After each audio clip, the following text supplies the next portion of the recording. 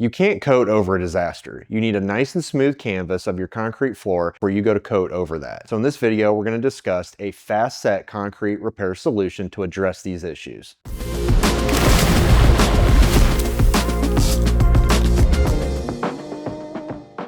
The cracks and pits and dings in your concrete aren't just unsightly. They also pose harmful obstacles for your equipment and merchandise. It can also cause harmful falls of your employees because of tripping. So a great solution that you can use is our fast set repair material here. What I love about this material is that it is so versatile. You've got your A and B component here. Both are extremely runny, almost about the consistency of water. So it's very easy to apply. If you've got real minor thin spalling like you'll see from salt damage in your concrete, you can use this to fill that.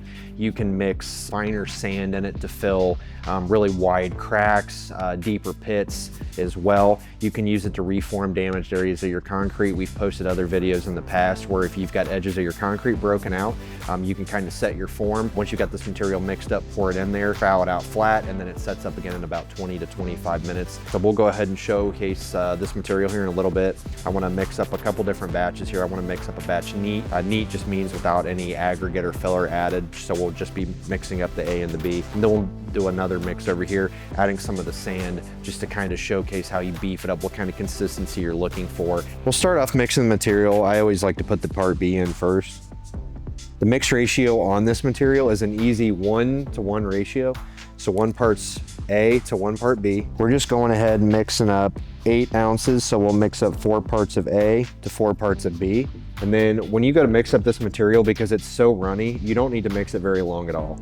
You can just stir it up for about 10 seconds is all I normally use. And then that'll mix the material up well enough that it'll harden. So now we'll go ahead and mix up another batch here. I just want to kind of show this. This is if you want to beef it up more for filling really big cracks. So we'll go ahead and mix this up with the sand and show what it looks like if you're needing to fill something that's a little bit thicker. Again, we'll just mix up about 8 ounces here. So 4 parts of A to 4 parts of B. I always like to mix up, if you're adding sand to it, just mix up the liquids first. And then after the liquids are mixed up, you can just go ahead and add your sand or your filler. We're just mixing up a finer sand in this.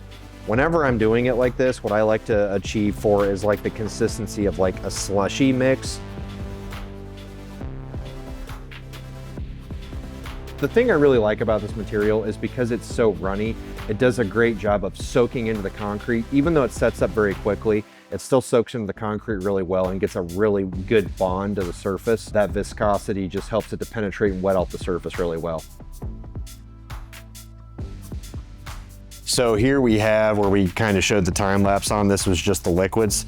You can kind of see it's fully hard in about 10 minutes. Now, one thing that is important to note again is this is in mass. Not all, but a lot of your resinous coatings, when you leave them in mass, it's gonna set up a lot quicker. So that's why they're set up in about 10 minutes. Had we skimmed this out on the floor and it was thinner, it probably again would have taken more, like maybe 20 to 25 minutes. But you can see how quickly it did set up. This is fully hard.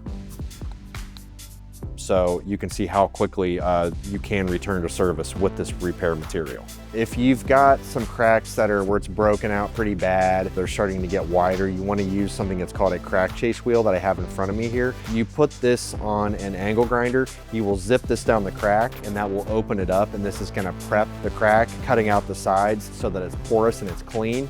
And then once you do that and you get that all vacked up and clean, then you're going to be able to start mixing up that material that I just showed and putting that in the crack. Something else that's a tip, once you grind that, if you've mixed sand in that material, it will be pretty porous after you grind it.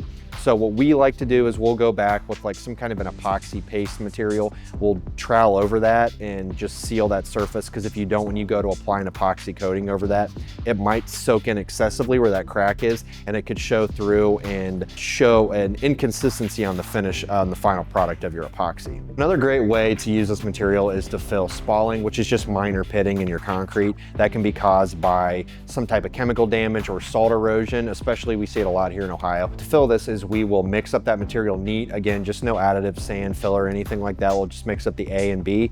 We'll skim out that surface after it's been prepped.